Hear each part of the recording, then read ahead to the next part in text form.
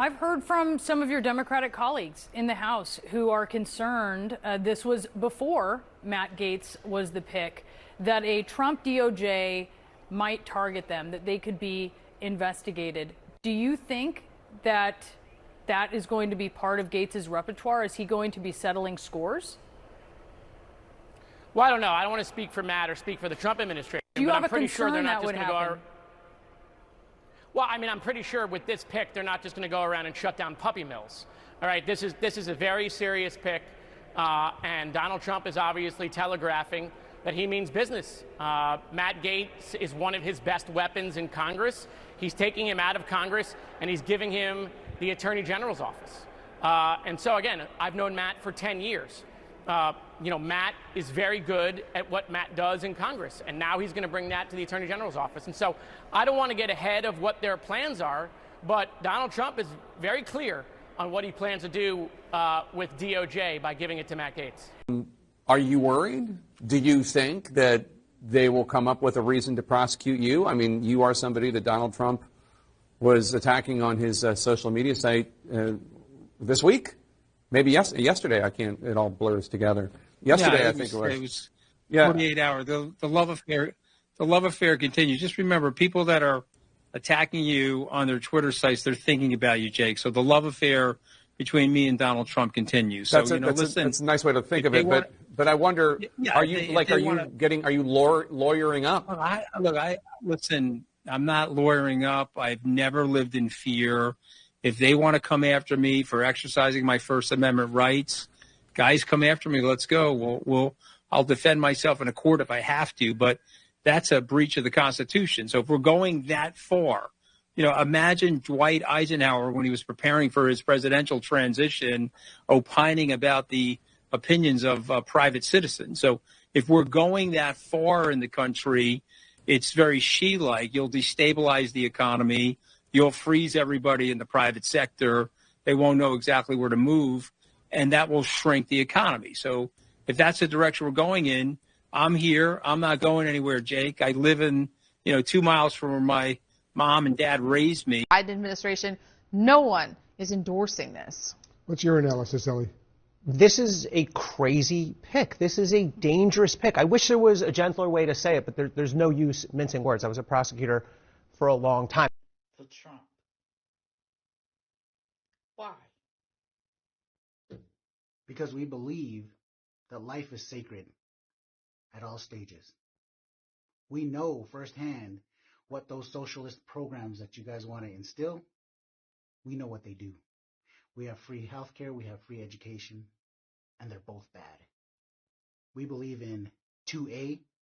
We don't have a lot of police officers out here. It can take upwards of 3 hours to maybe even days before they show up. And that EV crap, it don't work out here. Some of us don't have electricity still. And we need a big ass truck to go up into the woods so we can get wood to heat our homes. And as much as things cost out there in the rest of the United States, it costs even more here because of distance. We have to travel farther, so gas costs more. To get food out here, we have to pay more for that too. The majority of our people are blue-collar workers. So when they shut down refineries and decided to go clean energy, a lot of us lost our jobs. And we serve in the United States military at a higher percentage rate than anybody else. We are the OG patriots. And maybe the next time you decide to address us, do it with a little less disgust in your mouth. Peace. I seek unanimous consent to enter into the record of this committee the contents of Hunter Biden's laptop, which I am in possession of.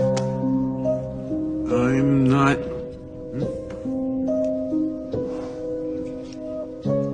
There's no objection to that.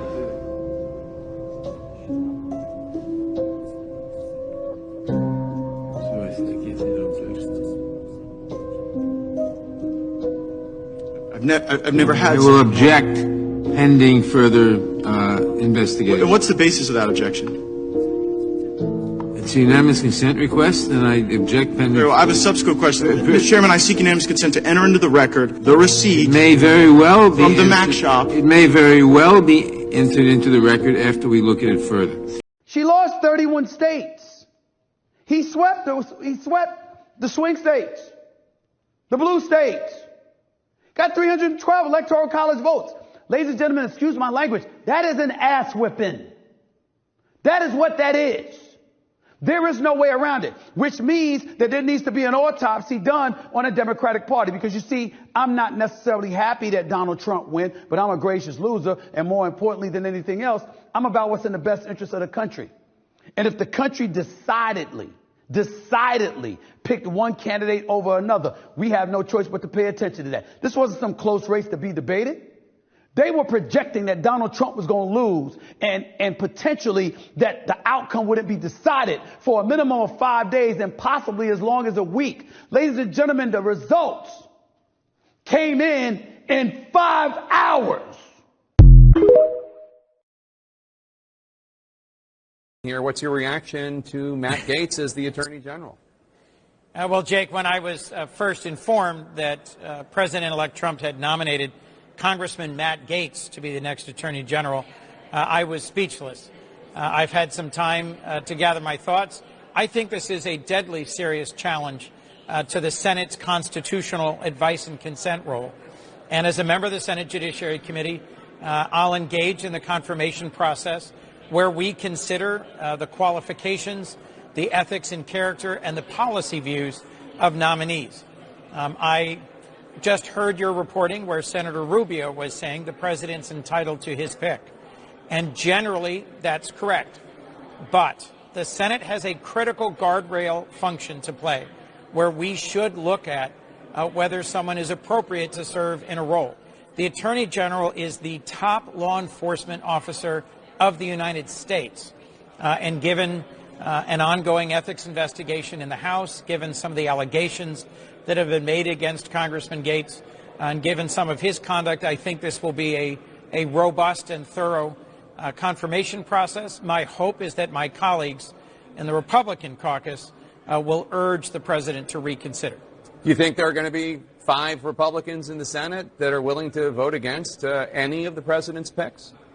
I don't know. But as I said, that will be the key test of whether or not the Senate plays its important constitutional role as a guardrail, as an organization, an institution that says to an executive who's just won a broad national mandate, we will confirm your nominees, but not all of them, not anyone, not without regard to their character and qualifications.